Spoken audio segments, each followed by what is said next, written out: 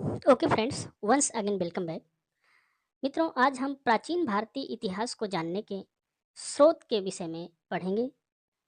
देखिए, प्राचीन भारतीय इतिहास को जानने के लिए जो उपलब्ध स्रोत हैं, उनको हम मुख्य तौर पर दो भागों में विभाजित कर सकते हैं, यानी दो भागों में बांट सकते हैं। अब वो जो दो भाग हैं वो इस प्रकार से हैं। एक है साहित्यिक स्रोत, दूसरा है पुरातात्विक स्रोत। अब साहित्यिक स्रोत जो हैं उनको पुनः हम दो भागों में विभाजित कर सकते हैं। साहित्यिक स्रोत में पहला हो गया धार्मिक साहित्य, दूसरा हो गया धर्मेतर साहित्य। देखिए, पुरातात्विक स्रोत में जैसे मन के, मोहरें, सिक्के, महल इत्यादि अनेक प्रकार के ऐसे पुरातात्विक स्रोत हैं जो प्राचीन भारतीय इतिहास को जानने में सहायता करते हैं। वहीं साहित्यिक स्रोत जो हैं, साहित्यिक से मतलब यह है कि जो लिखित हैं, लिखित स्रोत, लिखित साक्ष्य हैं। इसमें से धार्मिक साहित्य शामिल होता है और धर्मेतर साहित्य। अब धार्मिक साहित्य में ऐसे साहित्य शामिल हैं जो किसी न किसी धर्म से संबंधित लेख हैं। अब धर्म से संबंधित लेख जैसे रामायण मुख्य रूप से माना जाता है कि हिंदू धर्म से संबंधित है। महाभारत हिंदू धर्म से संबंधित है। बाइबिल भी मान सकते हैं, कुरान भी मान सकते हैं। ये धार्मिक साहित्य के अंतर्गत है, धर्म से संबंधित साक्ष्य। अगर हम इनको पढ़ें तो प्राचीन इतिहास को हम जान सकते हैं। क्यों? क्योंकि धर्म से संबंधित ये ऐसे साहित्य हैं जो पुराने इतिहास के या पुराने भारतीय समय के विषय में ये कुछ ना कुछ जानकारी अवश्य हमको देते हैं। अब आगे चलते हैं। ओके फ्रेंड्स, अब हम धार्मिक साहित्य के विषय में पढ़ते हैं। धार्मिक साहित्य में बौद्ध साहित्य, जैन साहित्य, पुराण, महाकाव्य, उपनिषद, आरण्यक, ब्राह्मण ग्रंथ, वेदांग, वेद शामिल है।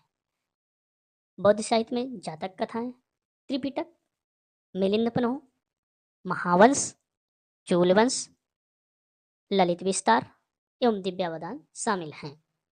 जैन ग्रंथ या जैन साहित्य में भगवती सूत्र, अचराग सूत्र और महाकाव्य में महाभारत, रामायण आदि ग्रंथ शामिल हैं।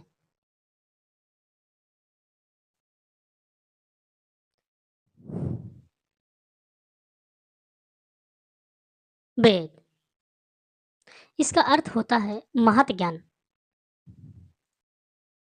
महत ज्ञान अर्थात पवित्र ज्ञान, पवित्र एवं आध्यात्मिक ज्ञान। संपूर्ण वैदिक इतिहास की जानकारी के स्रोत वेद हैं। इनकी संख्या 4 है। ऋग्वेद, सामवेद, यजुर्वेद, अथर्ववेद। सामवेद जो है इसको गायन वेद भी कहते हैं और अथर्ववेद ये टोना टोटकार वाला वेद भी इसे कहते हैं।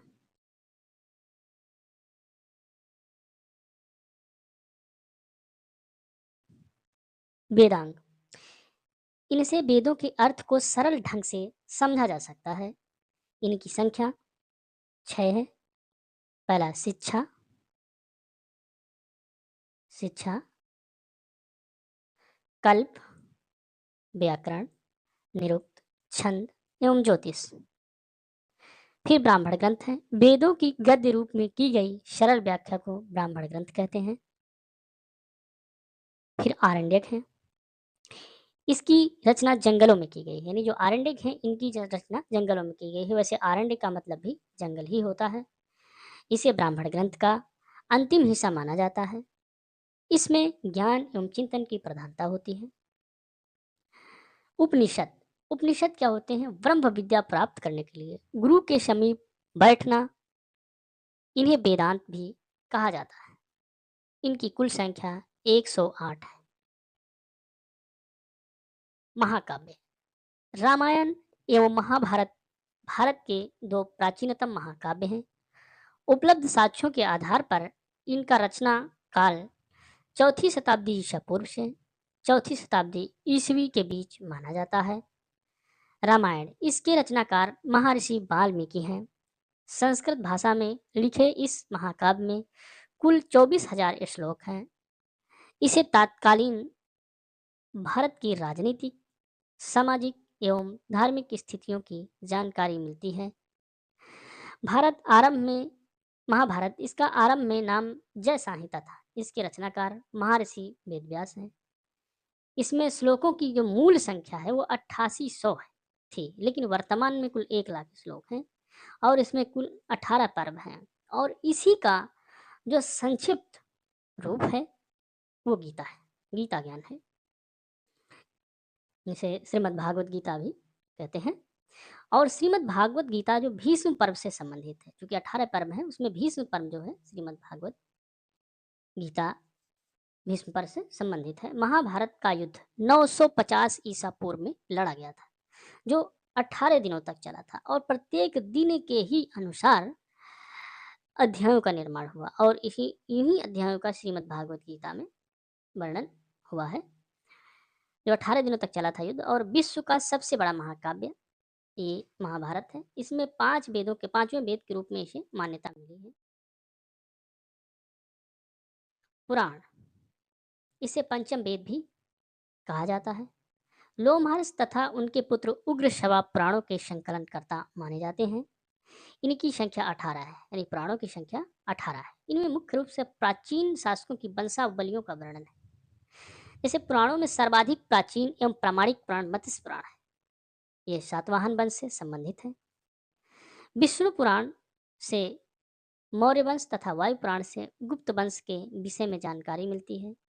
बौद्ध साहित्य यह मूल रूप से 4 भागों में विभाजित है। बौद्ध साहित्य जो है 4 भागों में विभाजित है। पहला जातक, दूसरा त्रिपिटक, तीसरा पाली, चौथा संस्कृत। जातक ये बौद्धों का एक पवित्र ग्रंथ है। यह 550 कथाओं का एक संग्रह है। इसमें महात्मा बुद्ध के पूर्व जन्मों की कहानियों का वर्णन किया गया है। अजंता की चित्रकारी जातक की कहानियां दर्शाती हैं। त्रिपिटक, त्रिपिटकों की भाषा प्रकट है। ये 3 हैं: सुत्त पिटक, विनय पिटक, अभिधम्म पिटक।